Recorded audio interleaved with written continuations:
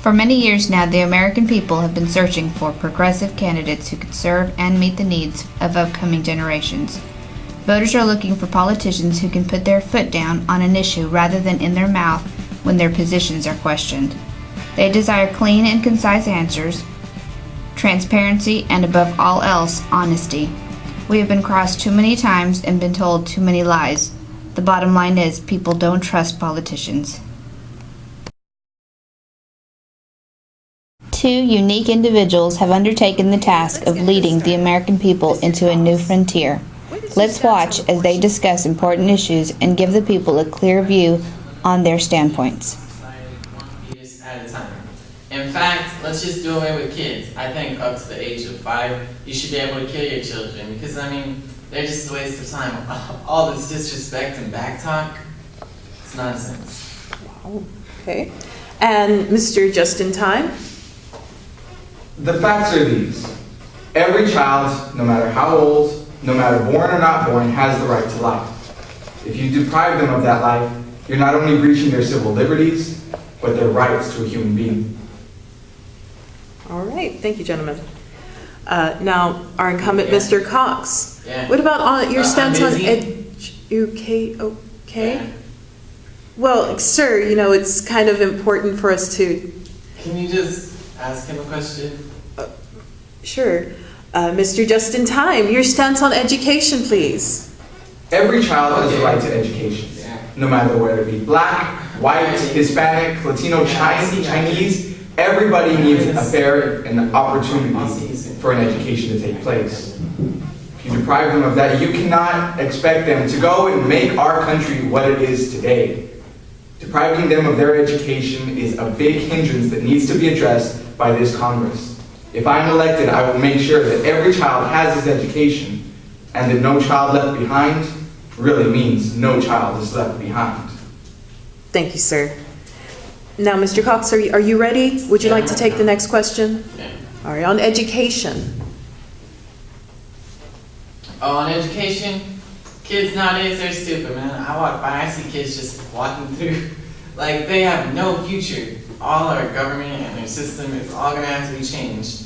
I propose that if our students don't maintain at least a 96% average during their scholastic careers, that they should be drafted and sent to war. They spend enough time on their damn Xbox playing Call of Duty, they should know what war's like anyways. Thank you, sir. Okay. Mr. Just-in-Time, what is your stance on the draft and war?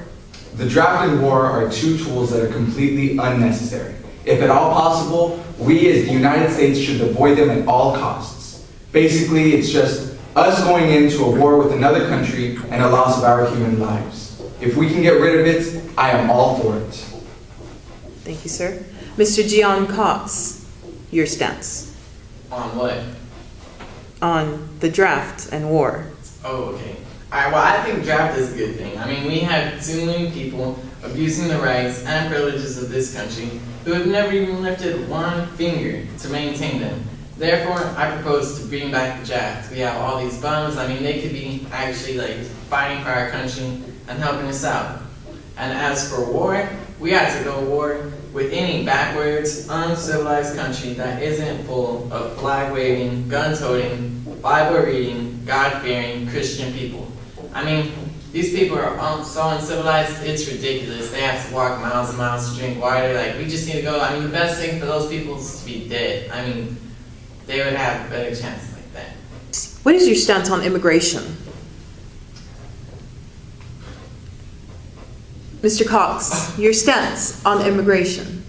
We got to allow everybody to come in. I think that we should do a citizen trade on people. We have all these bums and losers, deadbeat baby daddies, and we should trade them for these hardworking Mexicans and Asians. I mean, these people work for like $2 an hour, and they do twice as good as work and everything like that. I mean, we could even lower minimum wage for these people, and it would still be good money for them. And your stance, Mr. Time? We cannot allow these immigrants to come over, especially undocumented. Whether they have documents or not, they may or may not be a good help to the economy. However, the economy cannot be our sole objective at this time. We have to think in the long run. If these people don't I have think our papers, economy should be like our sole objective. excuse me, sir, I was Sir. talking. I was talking. Sir, You know, just My- talk. thank you. So, like I was saying, if they're undocumented, we don't know where they've been or what their background is. They could be child molesters, killers, anything like that. So the simple fact is that we have to keep them out at all costs. All right, thank you, gentlemen. All right. Our incumbent, John T. Cox. What is your stance on drug use and alcohol? My throat's a little dry.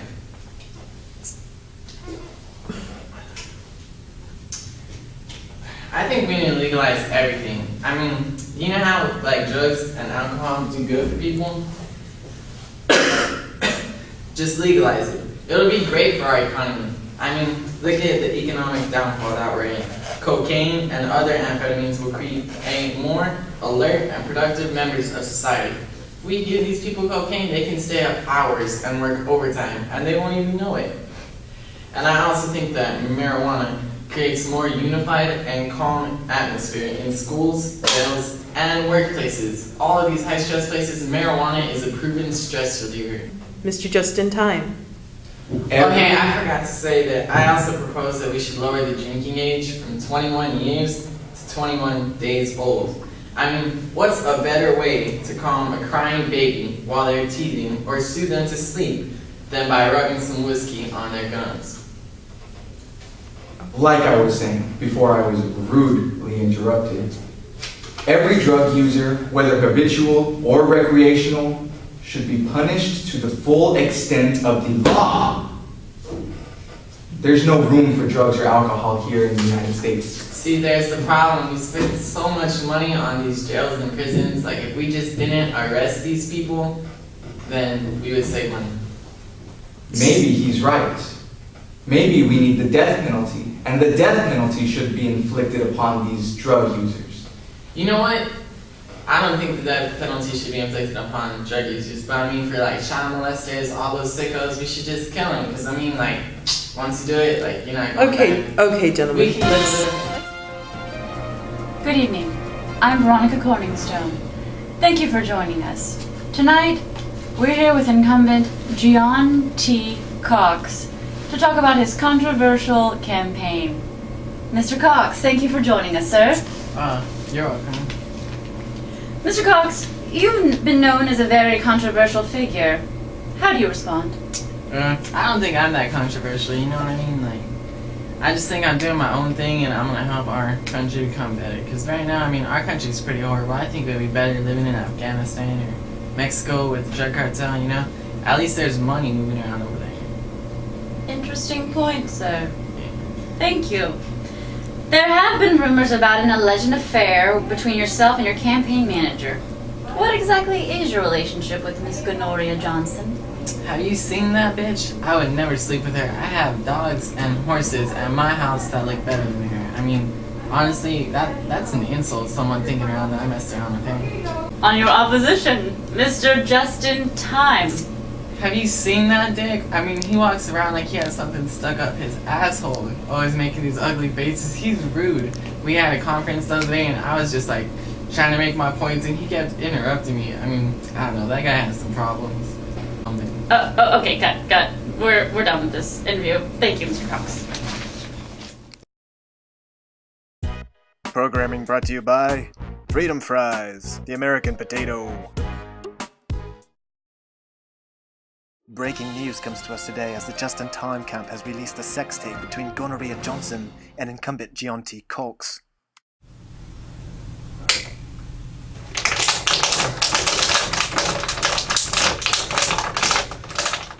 Our reporters were on the scene. Miss Johnson, what is your relationship with John T. Cox? Campaign manager, sorry. Mr. Cox, what is your relationship with Gonorrhea Johnson? You mean my campaign manager? Yes, but there are rumors floating around that you may have and be having an affair with Gonorrhea Johnson. I did not have sexual relations with that woman.